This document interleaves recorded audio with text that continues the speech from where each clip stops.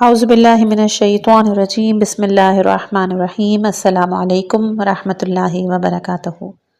تاریخ وہی ہے کہ جو چشمدید گواہوں نے لکھی، اور سلیم بن قیس ہلالی وہ پہلے گواہ ہیں جنہوں نے حق اہل بیت علیہم السلام اور اسرار امامت کو قلم بند کیا۔ اس عظیم کتاب اسرار امامت کو آڈیو کی شکل میں آپ تک پہنچا رہے ہیں۔ یہ محض ایک کتاب نہیں بلکہ بصیرت کا ایک سمندر ہے۔ دعا ہے کہ کوشش آپ کے لیے اور ہمارے لیے ہدایت کا ذریعہ بنے۔ سلسلہ وار سننے کے لیے ہمارے ساتھ جڑے رہیں اور اس سلسلے کو پلے لسٹ بنامے اسرار امامت میں ضرور ملاحظہ کیجیے گا۔ آج انشاءاللہ کی اس کتاب کا حصہ نمبر 3 بیان کریں گے۔ چلتے ہیں جہاں پر ہم نے اختتام کی تھی کتاب 24واں ہے۔ ان میں سے حاکم ابو القاسم حسکانی نے اپنی کتاب شواہد التنزیل لقواعد التفصیل میں سلیم سے حدیث نقل کی ہے، جیسا کہ طبرسی علیہ الرحمہ نے مجموع البیان میں سورہ بقرہ کی اس آیت کی تفسیر میں فرمایا کہ روایت کی ہے حاکم ابو الاسم حسکانی نے کتاب شواہد التنزیل فی قواعد التفصیل میں اپنے اسناد سے سلیم ابن قیس ہلالی سے کہ حضرت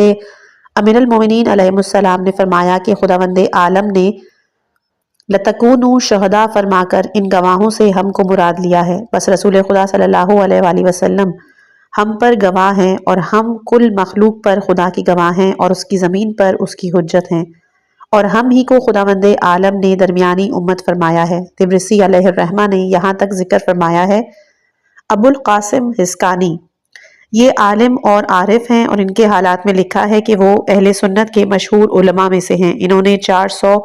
اولیاء کی خدمت کی ہے، اور عبد الرحمن جامی نے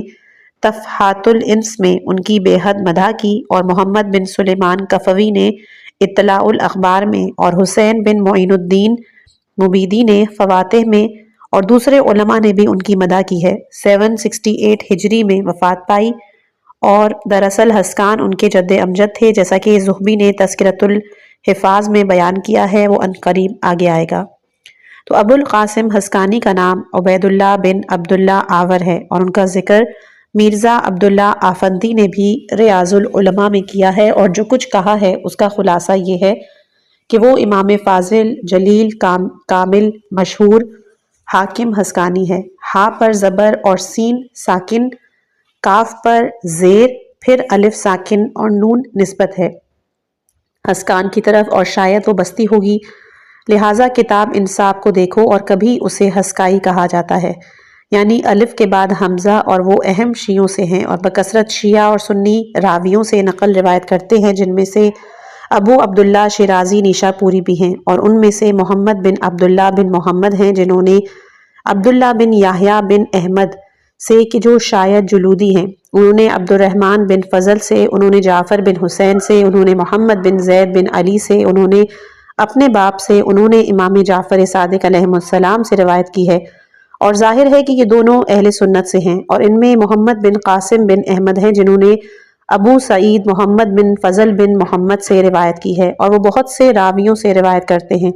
جن میں سے ایک سید ابو محمد مہدی ابن نزار حسینی قائنی ہیں کہ جو شیخ ابو علی طبرسی کے استاد، اور ان کے تالیفات میں شواہد التنزیل لقواعد التفصیل اچھی کتاب ہے، جس میں ان آیات کا ذکر ہے کہ جو اہل بیت اور خصوصیات امیر المومنین علیہ السلام میں قرآن بن کے نازل ہوئی ہیں، اور واقع رد شمس کی تصحیح کر کے مخالفین کی تردید کی ہے۔ ان تینوں تالیفات کی نسبت ان کی طرف علامہ ابن شہر آشوب نے مقام العلماء اور کتاب دعاء الہداء الی اداء الحق المولات اس میں دی ہے، اور تعجب خیز بات یہ ہے کہ سید حسین بن مساعد حائری نے اپنی کتاب تحفۃ الابرار میں ابو القاسم حسکانی کو علماء اہل سنت سے قرار دیا ہے۔ پھر ان کی طرف ایک کتاب کی نسبت دی ہے جس میں علی مرتضیٰ علیہ السلام کے دوش نبی پر سوار ہونے اور بت شکنی کو صحیح قرار دیا ہے۔ اس طرح جلیل ابن طاؤس نے اپنی کتاب الاقبال میں انہیں مخالف علماء سے شمار کیا، کیونکہ اس میں روز غدیر کے عمل کی بحث میں یہ الفاظ ہیں۔ فصل اس مختصر وصف میں کہ جس کی روایت علماء مخالفین نے روز غدیر کے بارے میں کی ہے کشف ہے، اور اس کلام کو یہاں تک جاری رکھا ہے کہ مجملہ اس کے وہ روایت ہے کہ جو ابو القاسم عبید اللہ بن عبداللہ حسکانی نے اس کتاب میں کی ہے، جس کا نام دعاۃ الہدایہ الی اداء الحق المولا رکھا ہے۔ نقل کی ہے، اور اس سے زیادہ صریح وہ ہے کہ جو اس کے 5 ورق بعد میں بیان کیا ہے، جس کے الفاظ یہ ہیں۔ اس طرح روایت کی ہے کہ حاکم عبید اللہ بن عبداللہ حسکانی نے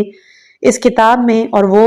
جمہور کے مخصوص افراد میں سے ہیں، بس یہاں تک کتاب ریاض العلماء میں مفصل ذکر ہے، جس کا خلاصہ یہ ہے۔ حافظ ذہبی نے بھی تذکرۃ الحفاظ جلد نمبر 3 صفحہ 367 طبع حیدر آباد میں یہ بیان کیا ہے کہ قاضی محدث ابو القاسم عبید اللہ بن عبداللہ بن احمد بن محمد بن حسکان قرشی عامری نیشاپوری الحنفی حاکم معروف، جن کا عرف ابن الحداد ہے، ایک فاضل بزرگ ہیں، علم حدیث پر عبور رکھتے ہیں،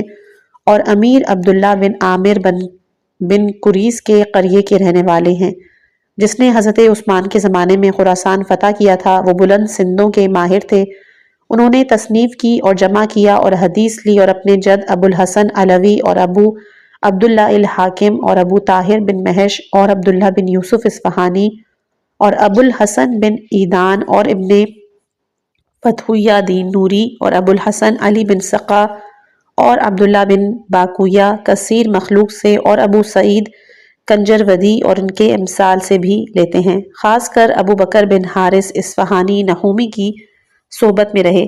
اور ان سے لیا، اور حافظ احمد بن علی بن منجویہ سے بھی لیا، اور قاضی ابو العلا سعید بن محمد سے فقہ حاصل کی، اور برابر سنتے، جمع کرتے اور فائدہ پہنچاتے رہے۔ ان سے اکثر احادیث محدث عبد الغفار بن اسماعیل فارسی نے لی ہے اور اپنی تاریخ میں اس کا ذکر کیا ہے، لیکن میں نے پایا کہ ان کی تاریخ وفات کا بھی ذکر کیا ہو، حالانکہ انہوں نے 490 ہجری کے بعد وفات پائی، اور میں نے ان کی ایک مجلس پائی۔ وہ یہ بتاتے ہیں کہ وہ شیعہ تھے اور حدیث کے ماہر تھے، اور رد شمس کی روایت کا ثبوت اور ناصبیوں کی تردید ہے، بس یہاں تک زہبی نے تذکرۃ الحفاظ میں ذکر کیا ہے۔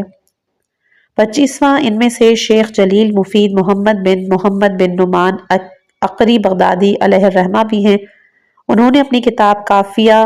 فی ابطال توبۃ الخالیہ میں اپنے سندوں سے سلیم سے، اور انہوں نے محمد بن ابو بکر سے روایت کی کہ وہ کہتے ہیں کہ جب ابو بکر کی وفات کا وقت آ پہنچا تو وہ ہائے وائے کرتے رہے۔ عمر ان کے پاس تھے، انہوں نے ہم سے کہا یہ بات پوشیدہ رکھو اپنے باپ سے، اس لیے کہ یہ ہذیان بک رہے ہیں، اور تم وہ معروف قوم ہو کے موت کے وقت ہذیان بکتے ہیں۔ عائشہ نے کہا کہ تم نے سچ کہا۔ پس عمر باہر چلے گئے اور ابو بکر کا انتقال ہو گیا۔ میں نے یہ واقعہ سلیم کی کتاب میں تفصیل سے لکھا ہے اور اس کی طرف رجوع کرو۔ 26واں ہے، ان میں سے شیخ ابو اسماعیل ابراہیم بن سلیمان قطیفی خطی بحرانی غروی بھی ہیں۔ انہوں نے اپنی کتاب الفرقۃ الناجیہ میں صدر ائمہ اخطب خوارزم موقف بن احمد مکی سے نقل کیا۔ وہ کہتے ہیں کہ ہم سے فخر نجم الدین ابو منصور محمد بن حسین بن محمد بغدادی نے بیان کیا کہ ہمیں امام شریف نور الہدیٰ ابو طالب حسن بن محمد زینی نے خبر دی۔ انہوں نے امام الائمہ محمد بن احمد بن شازان نے خبر دی، انہیں ابو محمد حسن بن علی علوی تبری نے، انہیں احمد بن عبداللہ نے۔ وہ کہتے ہیں کہ مجھ سے بیان کیا میرے دادا احمد بن محمد نے اپنے باپ سے سن کر، انہوں نے حماد بن عیسیٰ سے، انہوں نے عمر بن ازینہ سے، وہ کہتے ہیں کہ ان سے آبان ابن عیاش، ان سے سلیم بن قیس ہلالی نے، اور ان سے سلمان محمدی نے بیان کیا کہ وہ کہتے ہیں کہ آن حضرت صلی اللہ علیہ وآلہ وسلم کی خدمت میں حاضر ہوا تو امام حسین علیہ السلام آپ کے زانوں پر تھے، اور آپ ان کی آنکھوں اور دہن کو بوسہ دے رہے تھے اور فرما رہے تھے کہ تم سید ابن سید اور سیدوں کے باپ ہو، تم امام ابن امام اور اماموں کے باپ ہو، تم حجت بن حجت اور 9 حجتوں کے باپ ہو، اور تمہارے صلب سے ان کا نواں قائم ہوگا۔ 27واں، ان میں سے علامہ محدث خواجہ کلان شیخ سلیمان حسینی قندوزی بلخی ہیں، جن کی ولادت 1220 ہجری اور وفات 1292 ہجری میں ہوئی۔ انہوں نے اپنی کتاب ینابیع المودہ میں سلیم بن قیس سے روایت لی ہے، اور وہ مطبوعہ سے، حالانکہ وہ حنفی مذہب اور نقشبندی مشرب ہیں، جیسا کہ ان کے نزدیک سید عبد القادر آفندی نے روایت کی ہے۔ دیکھیں ان کے حالات ان کی کتاب مذکورہ کے شروع میں۔ 28واں، ان میں عالم خبیر محمد بن عباس بن علی بن مروان بن ماہیار معروف ابن حجام ہیں۔ انہوں نے اپنی کتاب تفسیر ما انزل فی اہل بیت علیہم السلام من القرآن میں سلیم بن قیس کا ذکر کیا، جیسا کہ ان سے سید محدث بحرانی علیہ الرحمہ نے غایت المرام میں صفحہ 393 میں نقل کر کے ان کی تعریف کی ہے۔ حسن بن احمد مالکی سے محمد بن عیسیٰ نے، ان سے محمد بن ابی عمیر نے، ان سے عمر ابن عزینہ نے، ان سے ابان ابن ابی عیاش نے، ان سے سلیم بن قیس حلالی نے بیان کیا کہ ارشاد خداوندی ہے، ما آتاکم الرسول فخذوہ ما نہاکم عنہ فانتہوا، حضور رسول اکرم جو کچھ تمہارے پاس لے آئیں لے لو، اور جس چیز سے روک دیں رک جاؤ۔ اس کی تفسیر یہ ہے کہ آل محمد پر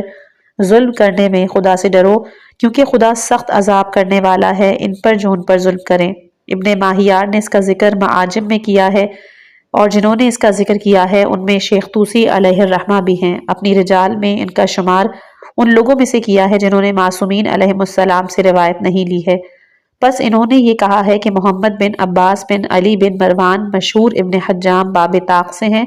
اور یہ بھی کہا کہ ان کی کنیت ابو عبداللہ ہے۔ ان سے تل اکبری نے 328 ہجری میں سنا اور ان کا فہرست میں بھی ذکر کیا اور ان کی تالیفات شمار کی ہیں، اور اس تفسیر کو بھی انہی میں شمار کیا، پس اس کی طرف رجوع کرو۔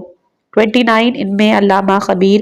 شیخ جلیل نور الدین علی بن محمد بن یونس نباتی بیاضی عاملی ہے۔ انہوں نے اپنی کتاب صراط مستقیم الی مستحقن تقدیم، اس میں سلیم بن قیس سے روایت لی ہے، اور موضوع امامت میں بہترین کتاب تصنیف کی گئی ہے ان کی روح میں جنہوں نے استحقاق پر اعتراض کیے ہیں۔ 30واں ہے، ان میں سے علامہ مورخ مشہور ابو الحسن علی ابن الحسین مسعودی متوفی 348 ہجری نے اپنی کتاب تنبیہ الاشراف صفحہ 198 مطبوعہ مصر پر یہ ذکر کیا ہے کہ جس کی نس یہ ہے، اور وہ گروہ جن کے نزدیک امام بارہ میں منحصر ہے۔ ان کی روایات سلیم بن قیس حلالی نے کی ہے اپنی کتاب میں، کہ جس کی روایت ابان بن ابی عیاش نے کی ہے کہ آن حضرت صلی اللہ علیہ وآلہ وسلم نے امیر المومنین علی ابن ابی طالب علیہ السلام سے فرمایا کہ تم اور تمہاری اولاد میں 12 ائمہ حق ہیں، اور سلیم بن قیس کے سوا یہ روایت کسی نے نہیں کی۔ 30واں ہے، ان میں سے شیخ الاسلام ابو اسحاق ابراہیم بن سعد الدین محمد بن معید ابو بکر بن جمال السنہ ابو عبداللہ محمد بن حمویہ بن محمد جوینی معروف الحموی، اور ابن حمویہ متوفی 721 ہجری، اور ان کی عمر 78 سال تھی، جیسا کہ زاہبی نے تذکرۃ الحفاظ جلد نمبر 4 صفحہ 288 میں ذکر کیا ہے۔ طبع حیدرآباد، اور وہ اہل سنت کے بہت بڑے علماء محدثین اور حفاظ میں سے تھے، اور اس طرح ان کے والد اور دادا تھے۔ انہیں شیعہ کی طرف منسوب کرنا تعجب خیز ہے، جیسا کہ مرزا عبداللہ آفندی نے کیا ہے۔ انہوں نے اپنی کتاب ریاض العلماء میں حافظ ابو محمد عبد الرحمن بن احمد نیشاپوری خزائی کے حالات کے ذکر میں کہا ہے، اور ظاہر ہوتا ہے کہ کتاب فرائد السمتین فی فضائل المرتضی والبتول والسبتین، اس سے کہ جو ہمارے بعض افاضل کی ہے، اور اسی طرح ان کا تردد ان کی شیعیت میں، اور یہ شک کہ شاید وہ اہل سنت سے ہوں، حالات نقیب عبد الرحمن بن سمی ہاشمی میں، اس کے لیے انہوں نے فرائد السمتین اور اس کے مؤلف کا ذکر کرنے کے بعد یہ لکھا ہے کہ شاید وہ اہل سنت سے ہوں۔ بہرحال انہوں نے فرائد السمتین کے 98 باب میں سلیم بن قیس سے حدیث نقل کی، اور یہ کہا ہے کہ مجھے سید نصابہ جلال الدین عبد الحمید فخار بن معاد بن فخار نے خبر دی ہے، شازان بن جبرائیل قمی سے روایت کر کے انہوں نے جعفر بن محمد بن علی بن حسین بن بابویہ قمی سے سنا، وہ کہتے ہیں کہ مجھ سے میرے باپ اور محمد بن حسن علیہ السلام نے بیان کیا، دونوں نے کہا کہ ہمیں سعد بن عبداللہ نے خبر دی، انہیں یعقوب بن زید نے، انہیں حماد ابن عیسیٰ نے، انہیں عمر بن عزینہ نے، انہیں ابان بن ابی عیاش نے، اور انہیں سلیم بن قیس نے خبر دی کہ میں نے علی مرتضی علیہ السلام کو مسجد میں دیکھا خلافت عثمان کے زمانے میں۔ اس وقت ایک گروہ علم اور فقہ کے بارے میں گفتگو کر رہا تھا، پس ان لوگوں نے قریش کی فضیلت اور ان کے سابق الاسلام ہونے اور ہجرت کا، اور ان کے بارے میں آن حضرت کے دیگر ارشادات، اور اس ارشاد کا کہ امام قریش سے ہوں گے، اور اس ارشاد کا کہ لوگ قریش کے تابع ہیں اور قریش عرب کے پیش رو ہیں، اور آپ کا یہ ارشاد کہ قریش پر سب نہ کرو، اور آپ کا یہ ارشاد کہ قریش کے ایک فرد کی قوت 100 کے برابر ہے، اور آپ کا یہ ارشاد کہ جو شخص قریش کی اہانت کرے خدا اس کی اہانت کرتا ہے، اور آپ کا وہ ارشاد کہ جو انصار کی فضیلت اور ان کے سابق الاسلام افراد اور ان کی نصرت کے بارے میں فرمایا ہے، اور خداوند عالم نے اپنی کتاب میں ان کی مدح فرمائی ہے، اور آن حضرت نے ان کی فضیلت بیان کی، اور آپ کا وہ ارشاد کہ جو سعد بن معاذ اور غسیل ملائکہ کے بارے میں فرمایا ہے۔ انہوں نے ان کی فضیلت بیان کرنے میں کوئی کسر نہیں چھوڑی، یہاں تک کہ ہر قبیلے نے آواز دی کہ فلاں ہمارے قبیلے سے ہے، فلاں ہمارے قبیلے سے ہے، اور قریش نے آواز دی کہ رسول ہمارے قبیلے سے ہیں، حمزہ ہمارے قبیلے سے ہیں، جعفر ہم میں سے ہیں، عبیدہ ہم میں سے ہیں، زید ابن حارثہ، ابو بکر و عمر و سعد و ابو عبیدہ و سالم، غلام، ابو حذیفہ اور عبد الرحمن بن عوف ہم میں سے ہیں۔ پس سابق الاسلام قبیلوں میں سے انہوں نے کسی کو نہیں چھوڑا جس کا نام نہ لیا ہو۔ اس گروہ میں 200 سے زائد افراد موجود تھے، اور حضرت علی ابن ابی طالب علیہ السلام بھی موجود تھے، اور سعد بن ابی وقاص، عبد الرحمن بن عوف، طلحہ، زبیر، عمار، مقداد، ہاشم بن عتبہ، ابن عمر اور امام حسن، امام حسین علیہ السلام، ابن عباس، محمد بن ابی بکر، عبداللہ بن جعفر بھی موجود تھے۔ انصار سے ابی ابن قاب، زید بن ثابت، ابو ایوب انصاری، ابو ہیشم بن تیہان، محمد بن مسلمہ، قیس بن سعد بن عبادہ، جابر بن عبداللہ، انس بن مالک، زید بن ورقہ، عبداللہ بن ابی اوفی اور ابو لیلہ بھی موجود تھے، اور ابو لیلہ کے ساتھ اس کا بیٹا عبد الرحمن بھی اس کے ساتھ پہلو میں بیٹھا تھا کہ اتنے میں ابو الحسن بصری آ گئے، اور ان کے ساتھ ان کا فرزند حسن بصری بھی تھا۔ قوم کی یہ باتیں صبح سے زوال تک ہوتی رہی۔ عثمان اپنے گھر میں تھے، انہیں ان باتوں کی خبر نہ تھی، اور علی ابن ابی طالب علیہ السلام خاموش تھے، نہ وہ کلام کرتے تھے اور نہ ان کے اہل بیت۔ پس قوم نے ان کی جانب رخ کر کے عرض کی، اے ابو الحسن، آپ کو کلام کرنے سے کس نے روکا ہے؟ فرمایا کہ کوئی ایسا قبیلے والا نہیں جس نے اپنے قبیلے کی فضیلت نہ بیان کی ہو اور اپنا حق نہ بتایا ہو۔ پس اے گروہ قریش و انصار، میں تم سے سوال کرتا ہوں کہ کس چیز کی بدولت خدا نے یہ فضیلت تمہیں اور تمہارے گھر والوں اور اہل خاندان کو بخشی ہے، تمہارے سوا کسی کو نہیں دی؟ انہوں نے جواب دیا کہ حضرت محمد مصطفیٰ صلی اللہ علیہ وآلہ وسلم اور ان کے خاندان کی بدولت خدا نے یہ شرف بخشا اور احسان فرمایا ہے، نہ کہ ہمارے نفسوں، گھر والوں اور خاندان کی وجہ سے۔ آپ نے کہا، اے گروہ قریش و انصار، تم نے سچ کہا۔ کیا تم یہ نہیں جانتے کہ تم کو دنیا اور آخرت کی جو خبر ملی ہے وہ صرف ہم اہل بیت کی بدولت ملی، کسی اور کی بدولت نہیں ملی؟ میرے چچا زاد بھائی رسول خدا صلی اللہ علیہ وآلہ وسلم نے فرمایا کہ میں اور میرے اہل بیت ہم سب خدا کے سامنے ایک ہی نور تھے، خلقت آدم سے 14,000 سال پہلے۔ پس جب خدا نے حضرت آدم علیہ السلام کو خلق فرمایا تو یہ نور ان کے صلب میں رکھ کر زمین پر اتارا، پھر اسے کشتی میں نوح علیہ السلام کے صلب میں رکھا، پھر اسے ابراہیم علیہ السلام کے ساتھ نار نمرود کی طرف پہنچایا، پھر خداوند عالم ہمیں کریم صلبوں سے پاک رحموں کی طرف اور پاک رحموں سے کریم صلبوں کی طرف منتقل کرتا رہا۔ باپوں اور ماؤں کی طرف سے کوئی بھی ایسا نہیں کہ جو پاک نسل نہ ہو۔ یہ سن کر پرانے مسلمان اور اہل بدر و اہل احد نے کہا، بے شک ہم نے رسول خدا صلی اللہ علیہ وآلہ وسلم سے یہ سنا ہے۔ پھر آپ نے فرمایا کہ میں خدا کی قسم دے کر تم سے پوچھتا ہوں، کیا تم جانتے ہو کہ خدا نے قرآن کی بہت سی آیتوں میں سبقت کرنے والوں کو پیچھے رہنے والوں پر فضیلت دی، اور ساری امت میں خدا اور رسول کی طرف سبقت کرنے والوں میں مجھ سے پہلا کوئی نہیں؟ انہوں نے کہا، بے شک ایسا ہی ہے۔ پھر آپ نے فرمایا کہ میں تمہیں قسم دے کے پوچھتا ہوں، کیا تم جانتے ہو کہ جب یہ آیت نازل ہوئی کہ جو سابق ہے وہی مقرب بارگاہ خدا ہیں، تو آن حضرت صلی اللہ علیہ وآلہ وسلم سے دریافت کیا گیا، ان سے کون مراد ہے؟ تو آپ نے فرمایا، یہ آیتیں انبیاء اور اوصیاء کی شان میں نازل ہوئی ہیں، میں سب نبیوں سے افضل ہوں اور علی ابن ابی طالب علیہ السلام سب وصیوں سے افضل۔ ان لوگوں نے کہا، بے شک ایسا ہی ہے۔ پھر آپ نے فرمایا کہ میں تمہیں قسم دے کر دریافت کرتا ہوں، کیا تم جانتے ہو کہ جب یہ والی آیت نازل ہوئی کہ خدا کی تابعداری کرو، اس کے رسول کی اور اس کی تابعداری کرو کہ جو تم میں صاحب امر ہے، اور جب یہ والی آیت نازل ہوئی کہ پس تمہارا ولی خدا ہے، اس کا رسول اور وہ لوگ کہ جو ایمان لائے اور نمازیں قائم کرتے ہیں اور رکوع کی حالت میں زکوٰۃ دیتے ہیں، اور جب یہ آیت نازل ہوئی کہ انہوں نے خدا اور رسول اور مومنین کے سوا کسی کو دوست نہیں بنایا، تو لوگوں نے آن حضرت سے دریافت کیا کہ کیا یہ خاص مومنین کے لیے ہے یا سب مومنوں کے لیے؟ تو خدا نے اپنے رسول کو حکم دیا کہ وہ انہیں بتلا دے کہ ان کے والیان امر کون ہے، اور انہیں ولایت کا مطلب اس طرح سمجھا دے جس طرح انہیں نماز، زکوٰۃ اور حج کا طریقہ سمجھایا ہے، اور غدیر خم میں لوگوں کے سامنے ان کی ولایت پر نص کر دیں۔ پھر آپ نے خطبہ پڑھا اور فرمایا کہ اے لوگو، خداوند عالم نے جب مجھے اس حکم کے پہنچانے کا پیغام دیا تو میرا سینہ تنگ ہو گیا اور مجھے گمان ہوا کہ لوگ مجھے جھٹلا دیں گے، لیکن اس نے مجھے ڈرایا کہ اسے ضرور پہنچاؤ ورنہ وہ مجھے سزا دے گا۔ پھر آپ نے حکم دیا اور نماز باجماعت الصلاۃ الجامعہ کا اعلان کیا گیا، اور پھر آپ نے خطبہ پڑھا اور فرمایا اے لوگو، کیا تم جانتے ہو کہ خدا اور میں ان کے نفسوں کا سردار ہوں؟ سب نے جواب دیا بے شک اے خدا کے رسول۔ فرمایا کہ اچھا چپ ہو جاؤ، اے علی تم کھڑے ہو جاؤ۔ پس میں کھڑا ہو گیا۔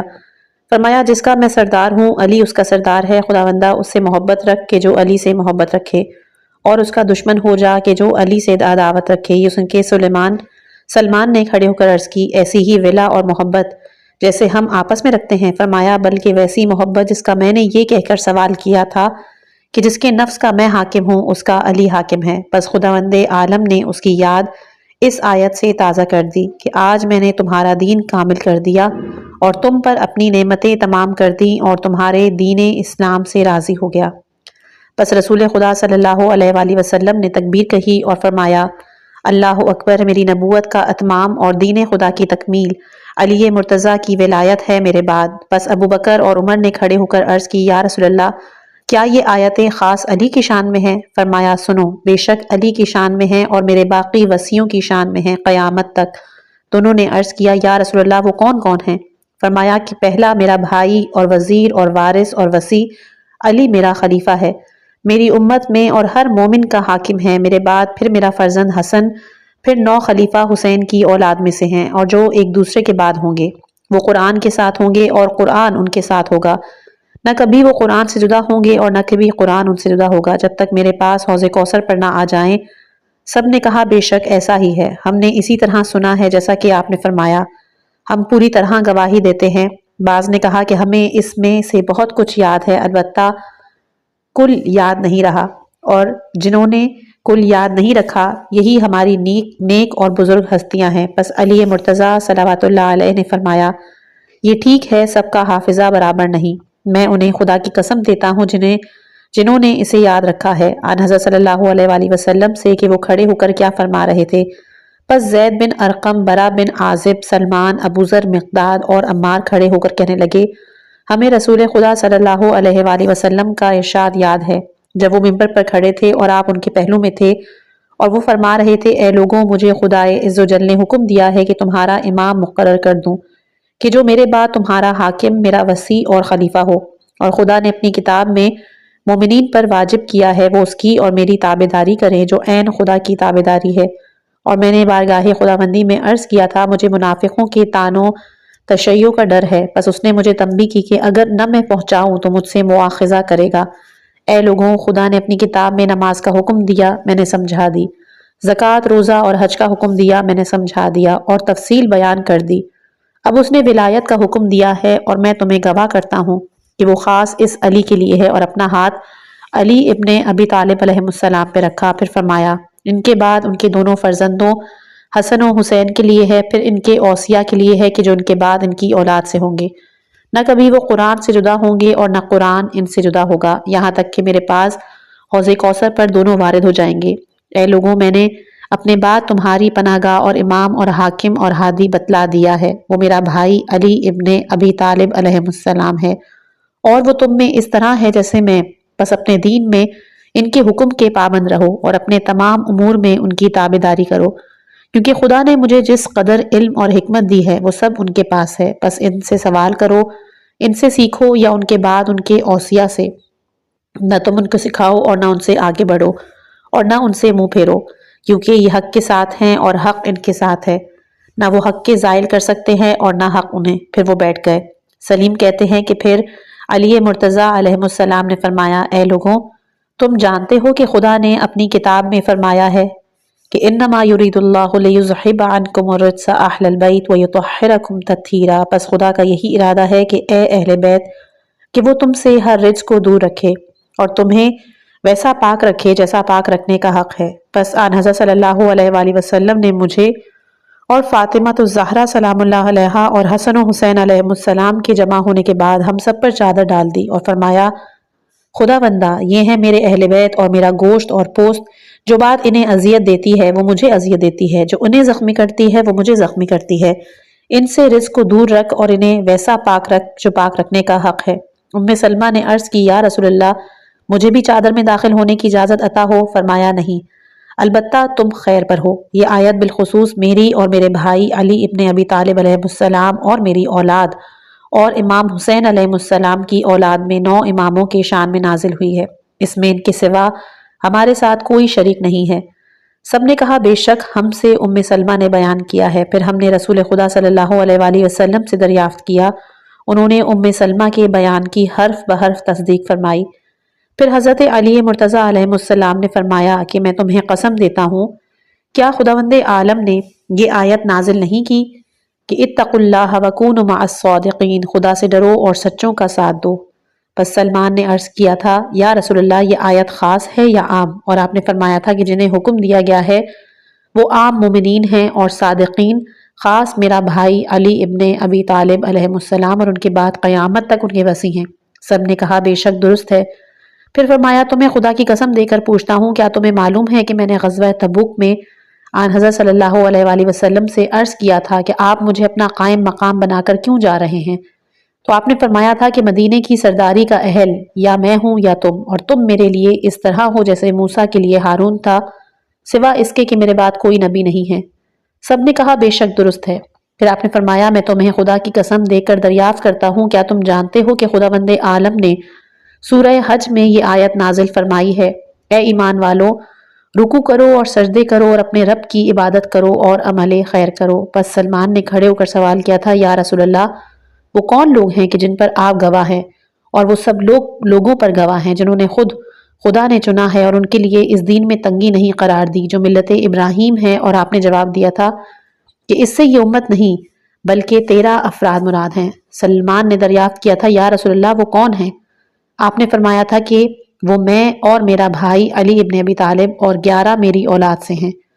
سب نے کہا بے شک درست ہے۔ پھر آپ نے فرمایا کہ میں تمہیں خدا کی قسم دے کر پوچھتا ہوں کہ آن حضرت صلی اللہ علیہ وآلہ وسلم جب آخری خطبے کے لیے کھڑے ہوئے جس کے بعد کوئی خطبہ نہیں دیا، فرمایا تھا اے لوگوں میں تم میں ایک جیسی 2 چیزیں چھوڑتا ہوں، ایک خدا کی کتاب اور دوسری میری اطرت یعنی اہل بیت، پس اگر تم ان دونوں سے تمسک رکھو گے تو میرے بعد کبھی گمراہ نہ ہوگے،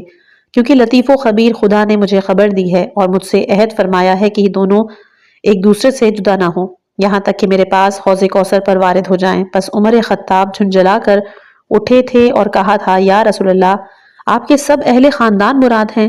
اور آپ نے فرمایا تھا کہ نہیں بلکہ اس سے مراد میرے اوصیاء ہیں، ان میں پہلا میرا بھائی اور وزیر اور وارث میری امت میں میرا خلیفہ علی، میرے بعد مومنین کا حاکم ہے، پھر میرا فرزند حسن، پھر میرا فرزند حسین، پھر 9 حسین کی اولاد سے ایک دوسرے کے بعد یہاں تک کہ وہ میرے پاس حوض کوثر پر وارد ہو جائیں گے۔ یہ خدا کی زمین پر اس کے گواہ ہیں اور اس کی مخلوق پر اس کی حجت ہے اور علم کے خزانے اور اس کی حکمت کی کانیں ہیں۔ جس نے ان کی تابع داری کی اس نے خدا کی تابع داری کی، جس نے ان کی نافرمانی کی اس نے خدا کی نافرمانی کی۔ پس سب نے کہا ہم شاہد ہیں آن حضرت صلی اللہ علیہ وآلہ وسلم نے یہ فرمایا تھا۔ پھر علی مرتضی علیہ السلام کے سوالات ختم ہو گئے، اس لیے انہوں نے کوئی ایسی بات نہیں چھوڑی جس کا خدا کی قسم دے کر ان سے اقرار نہ لیا ہو، یہاں تک کہ اپنے آخری مناقب تک پہنچ گئے اور وہ بھی کہلوا لیا کہ جو آن حضرت صلی اللہ علیہ وآلہ وسلم اکثر فرمایا کرتے تھے۔ ان سب باتوں کی وہ تصدیق کر کے گواہی دیتے رہے کہ یہ سچ ہے۔ اصل حدیث ختم ہو گئی اس کتاب سے نقل کر کے کہ جو انشاءاللہ ہمیشہ لکھی رہے گی۔ یہاں ہم کتاب سلیم بن قیس ہلالی کے متعلق اپنا بیان ختم کرتے ہیں، اور اے پڑھنے والے امید ہے کہ ہم نے دین کے جن ستونوں کی شہادتیں نقل کی ہیں انہیں پڑھ کر اس کتاب اور اس کے مؤلف پر اعتماد کے لیے کافی سمجھو گے۔ آخر میں خدا کی حمد کرتے ہیں اور اپنے نبی اور ان کی پاک اولاد پر کہ جو 12 ہیں درود بھیجتے ہیں، ان پر خدا کا سلام ہو۔ اس چیز کی تمہید بہت ضروری تھی۔ اب کتاب اصل اسرار امامت کو ہم شروع کرتے ہیں۔ بسم اللہ الرحمن الرحیم، الحمدللہ رب العالمین، وصلی اللہ علی محمد وآلہ الطیبین المنتخبین۔ ابان بن ابی عیاش کا خواب اور سلیم بن قیس کا اخبار بالغیب۔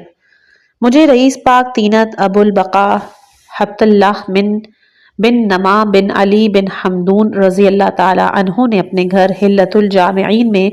جمادی الاولیٰ 565 ہجری میں یہ خبر پڑھ کے سنائی۔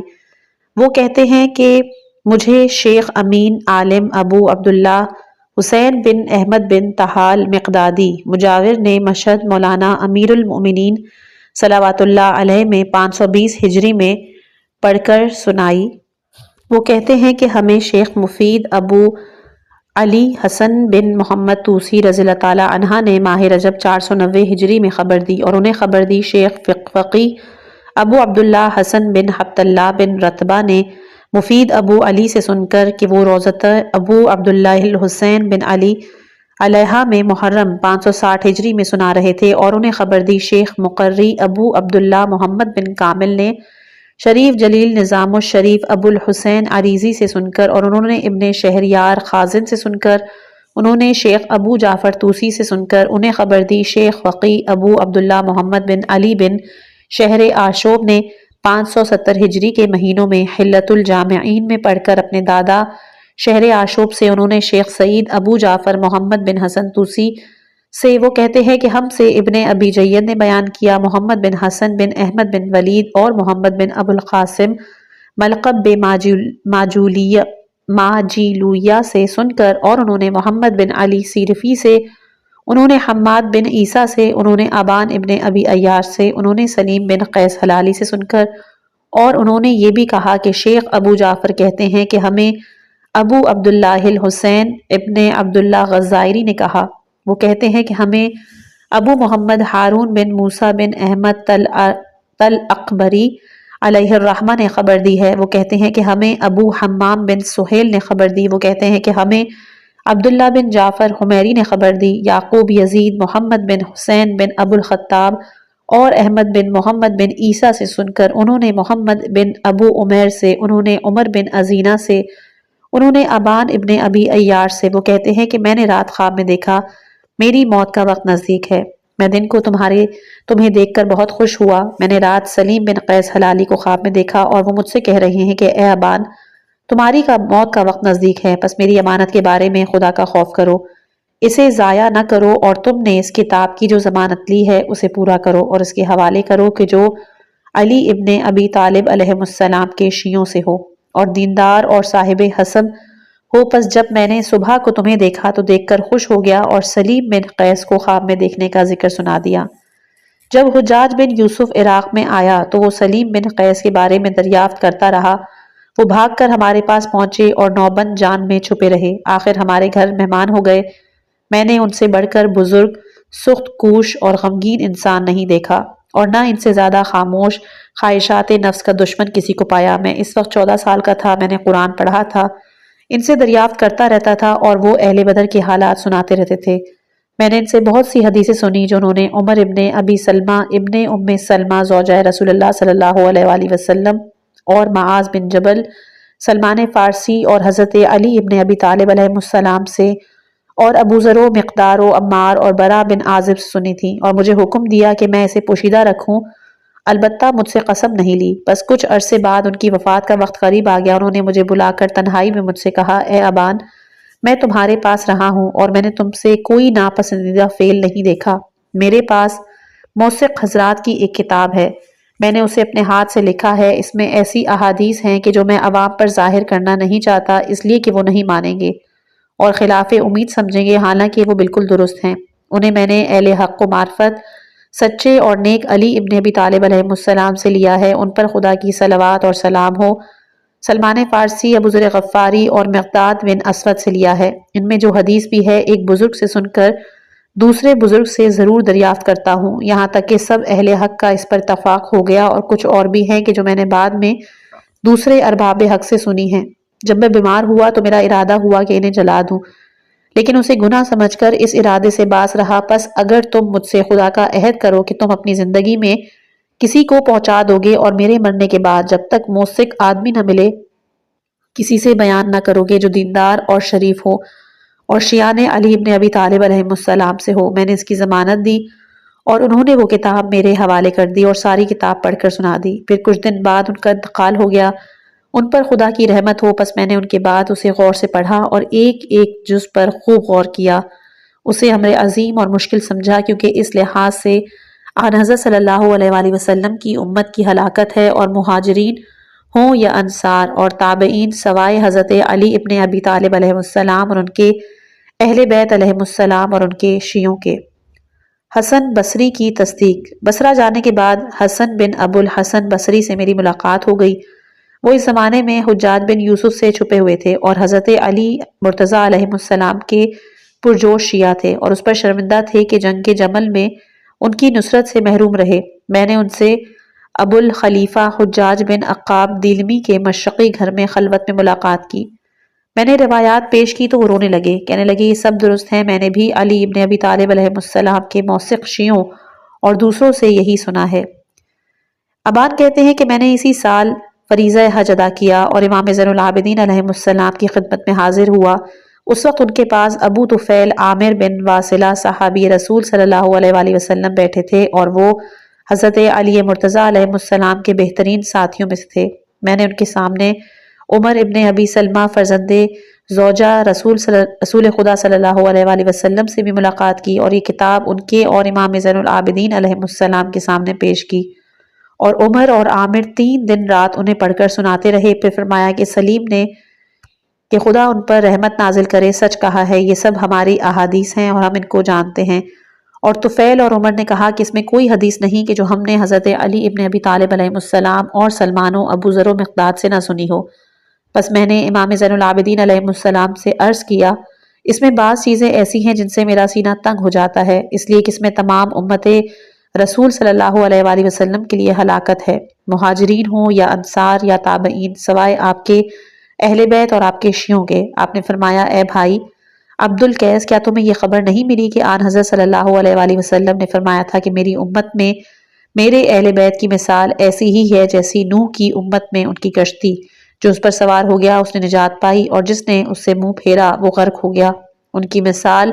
باب حتہ کی ہے بنی اسرائیل میں۔ میں نے کہا جی ہاں میں نے سنا ہے۔ فرمایا تم سے کس نے بیان کیا؟ میں نے عرض کیا میں نے 100 سے زائد فقیہوں سے سنا ہے۔ فرمایا تم سے کس نے بیان کیا؟ میں نے عرض کیا ایک تو حنش بن معتمر سے سنا ہے، وہ کہتے تھے انہوں نے ابو ذر سے اس وقت سنا کہ جب وہ خانہ کعبہ کی زنجیر پکڑ کر اعلان کر رہے تھے کہ میں نے آن حضرت صلی اللہ علیہ وآلہ وسلم سے سنا ہے۔ فرمایا اور کس سے سنا؟ میں نے عرض کی حسن بن ابو الحسن بصری سے سنا، انہوں نے ابو ذر اور مقداد بن اسود اور علی ابن ابی طالب علیہ السلام سے سنا۔ فرمایا کس سے سنا؟ میں نے عرض کی سعید ابن مسیب اور علقمہ بن قیس اور ابی ذبیان الحجفی اور عبد الرحمن بن ابو لیلہ سے سنا۔ ان سب نے خبر دی کہ انہوں نے ابو ذر سے سنا، اور ابو طفیل اور عمر ابن ام سلمہ نے کہا خدا کی قسم ہم نے ابو ذر و حضرت علی ابن ابی طالب علیہ السلام، مقداد اور سلمان سے سنا ہے۔ پھر عمر بن ابو سلمہ نے متوجہ ہو کر کہا خدا کی قسم میں نے اس بزرگ سے سنا کہ جو ان سب سے بہتر ہے میں نے خود حضرت رسول خدا صلی اللہ علیہ وآلہ وسلم سے سنا ہے، میرے کانوں نے سنا ہے، دل نے جگہ دی ہے۔ پھر امام زین العابدین علیہ السلام نے میری طرف متوجہ ہو کے فرمایا کیا یہی ایک حدیث تیرا انتشار اور تنگ دلی دور کرنے کے لیے کہ جو ان احادیث سے پیدا ہو گئی تھی کافی نہیں؟ اے بھائی عبد القیس خدا سے ڈرو، اگر تم پر کوئی امر واضح اور روشن ہو جائے اسے قبول کر لو، ورنہ چپ رہو، محفوظ رہو گے، اور اس کے علم خدا کے حوالے کر دو، اس لیے کہ آسمان و زمین کی وسعت سے زیادہ تمہیں گنجائش ہے۔ اباد کہتے ہیں کہ پس اس وقت میں نے ان سے وہ باتیں دریافت کی جو کچھ سمجھا تھا اور جو کچھ نہیں سمجھا تھا انہوں نے جوابات مرحمت فرمائے۔ اباد کہتے ہیں کہ اس کے بعد میں نے ابو طفیل کے گھر جا کر ان سے ملاقات کی، انہوں نے مجھ سے کچھ اہل بدر سلمان و مقداد ابی ابن کعب کی رجت کا ذکر کیا۔ ابو طفیل نے کہا کہ میں نے جو کچھ سنا تھا کوفے میں حضرت علی ابن ابی طالب علیہ السلام کے سامنے پیش کیا۔ فرمایا کہ یہ امت کا علم خاص ہے، اس سے ناواقف رہنا ہی بہتر ہے، اور اس کا علم خدا کے حوالے کر دو۔ پھر جو کچھ لوگوں نے مجھ سے بیان کیا تھا اس کی امام نے تصدیق فرمائی اور قرآن مجید کی کئی آیتیں پڑھ کر ان کی مکمل تفسیر فرمائی، یہاں تک کہ روز قیامت سے زیادہ مجھے ان پر یقین ہو گیا۔ میں نے یہ بھی عرض کیا تھا کہ اے امیر المومنین مجھے رسول خدا صلی اللہ علیہ وآلہ وسلم کے حوض کا حال بتائیں، نا اہلوں کو کون وہاں سے ہٹائے گا؟ فرمایا میں اپنے اس ہاتھ سے، میرے دوست وہاں۔ میں نے عرض کی اے امیر المومنین اس آیت کے بارے میں آپ کیا فرماتے ہیں کہ جب قول واقع ہوگا تو ہم زمین سے اس کے لیے دابے کو نکالیں گے، اس آیت میں دابے سے کیا مراد ہے؟ فرمایا اے ابو طفیل اسے چھوڑ دو۔ میں نے عرض کیا اے امیر المومنین مجھے سمجھائیں کہ وہ کیا ہے؟ فرمایا وہ دابا ہے جو کھانا کھاتا ہے، زمین پر چلتا ہے، نکاح کرتا ہے، میں نے عرض کیا اے امیر المومنین آخر وہ ہے کون؟ فرمایا وہ زمین کا لنگر ہے جس پر زمین قائم ہے۔ میں نے عرض کی اے امیر المومنین وہ کون ہے؟ فرمایا وہ اس وقت کا صدیق اور فاروق اور رئیس اور ذوالقرن ہے۔ میں نے عرض کی اے امیر المومنین وہ کون ہے؟ فرمایا وہی ہے جس کے بارے میں خداوند عالم نے فرمایا وَيَتْلُوهُ شَاهِدٌ مِّنْهُ وَعِندَهُ عِلْمُ الْكِتَابِ اور الَّذِي جَاءَ بِالصِّدْقِ وَصَدَقَ بِهِ، اور اس کے ساتھ ساتھ وہ آیا جو اسی میں سے گواہ ہے اور اس کے پاس ساری کتاب کا علم ہے، اور جو صدق لے کر آیا اور جس نے اس کی تصدیق کی۔ میں نے عرض کیا اے امیر المومنین کاش آپ اس کا نام بتلا دیتے۔ اے ابو طفیل، میں نے نام تو لے لیا۔ اے ابو طفیل،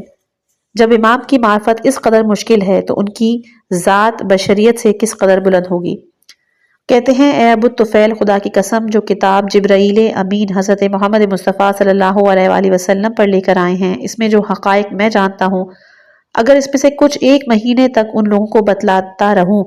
تو جو میرے شیعہ ہونے کے دعوے دار اور مجھے امیر المومنین سمجھتے ہیں اور میرا حکم تسلیم کر کے میری مخالفوں سے جہاد کرتے ہیں،